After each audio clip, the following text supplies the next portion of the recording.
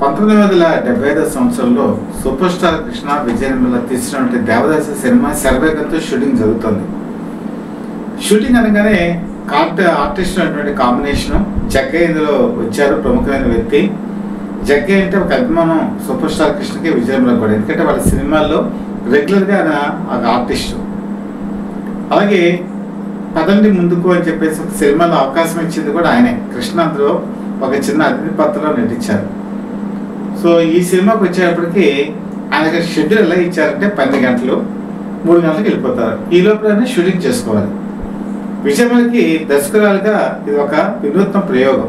ఎందుకంటే 12 గంటలకి cinema shooting ఆయన వస్తే 1 గంటకి మీకు లంచ్ బ్రేక్ ఇచ్చేయాలి. మ్యాక్సిమం 10 నిమిషాలు ఎవరైనా సరే కొత్త లేట్గా ఎగ్జామ్షన్ ఇవ్వచ్చు. కానీ ఒకవేళ తర్వాత కనుక చేస్తే బ్యాటర్లు మళ్ళీ డబ్బులు ఇవ్వాలి. కాబట్టి ఎట్టి పరిస్థితుల్లోనూ 1 గంటకి బ్రేక్ ఇచ్చేసేవాడు.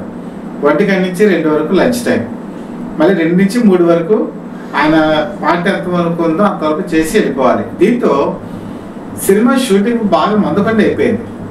దాంతో కృష్ణ విజయ నిర్మల ఇద్దరు ఆలోచించుకున్నారు. కృష్ణ కూడా మంచి దర్శకం మీద పట్టున్నటువంటి వ్యక్తి ఒక సలహా ఇచ్చారు విజయ నిర్మలకి. దాంతో నెక్స్ట్ డే వచ్చేప్పటికి ఆవిడ ఏం చేశారంటే 12 గంటలకి మరి జగ్గయ్య వచ్చేటువంటి టైం కదా, 12 గంటలకి ఒకరికి షిఫ్ట్ వైజ్గా భోజనాలకి పంపించేవాడు.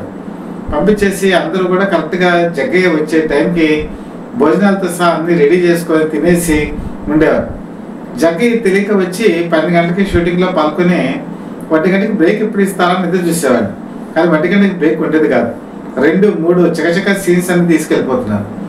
ఒకరోజు జగ్గయ్యకి డౌట్ వచ్చి అడిగారు, ఏంటి మీరు ఎవరు భోజనం చేయకుండా చేస్తున్నారా ఏంటని.